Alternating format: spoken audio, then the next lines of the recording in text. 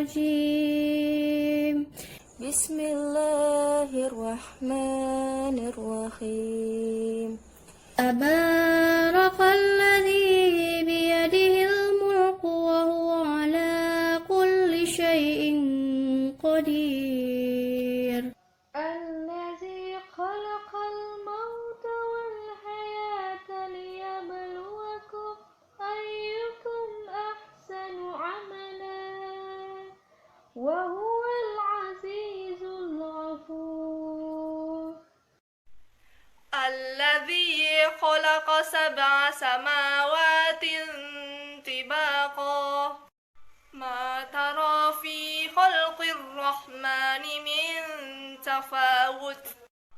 فارجع البصر هل ترى من فطور ثم رجع البصر كرتين ينقلب إليك البصر خاسئا وهو حسير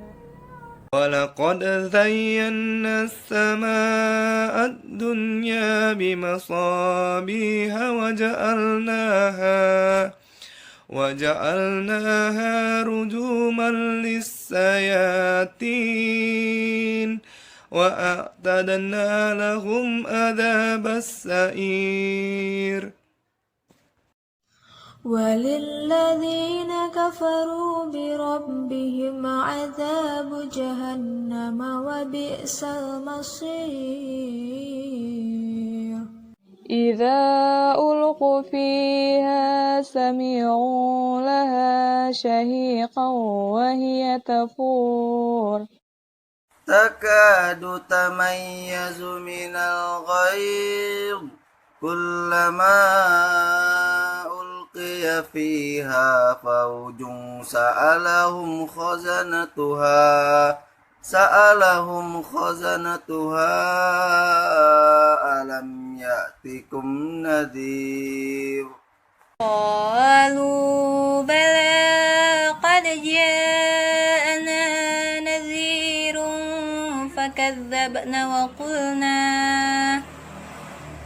فكذبنا وقلنا ما نزل الله من شيء إن أنتم إلا في ضلال كبير وقالوا لو كنا نسمع أو نعقل ما كنا في أصحاب السعير فاعترفوا بذنبهم وسحقا لأصحاب السعير إن الذين يخشون ربهم بالغيب لهم مغفرة وأجر كبير وأسروا قولكم أو اجهروا به إنه عليم بذات الصدور ألا يعلم من خلق وهو اللطيف الخبير والذي جعل لكم الأرض ذلولا فامشوا في مناكبها وكلوا من رزقه وإليه النشور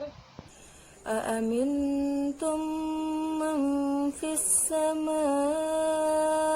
أن يخسف بكم الأرض فإذا هي تمور أم أمنتم من في السماء أن يرسل عليكم حاصبا فستعلمون كيف نظير ولقد كذب الذين من قبلهم فكيف كان النكير أولم يروا إلى الطير فوقهم صافات ويقبضن ما يمسكهن إلا الرحمن إنه بكل شيء بصير أمن هذا الذي هو جند لكم ينصركم من دون الرحمن إن الكافرون إلا في غرور أمن هذا الذي يرزقكم إن أمسك رزقه بل لجوا في عتو ونفور أفمن يمشي مكبا على وجهه أهدى أمن يمشي سويا على صراط مستقيم قل هو الذي أنشأكم وجعل لكم السمع والأبصار والأفئدة قليلا ما تشكرون قل هو الذي ذرأكم في الأرض وإليه تحشرون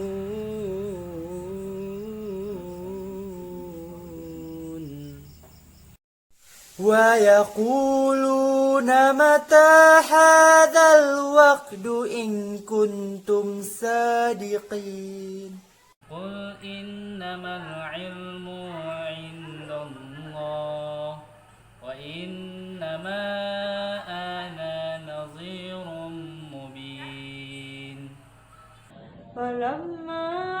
رأوه زلفة سيئت وجوه الذين كفروا وقيل هذا الذي كنتم به تدعون قل أرأيتم إن أهلكني الله ومن معي أو رحمنا فمن يجير الكافرين من عذاب أليم قل هو الرحمن آمنا به وعليه توكلنا فستعلمون من هو في ضلال مبين قل أرأيتم إن أصبح ماؤكم غورا فمن يأتيكم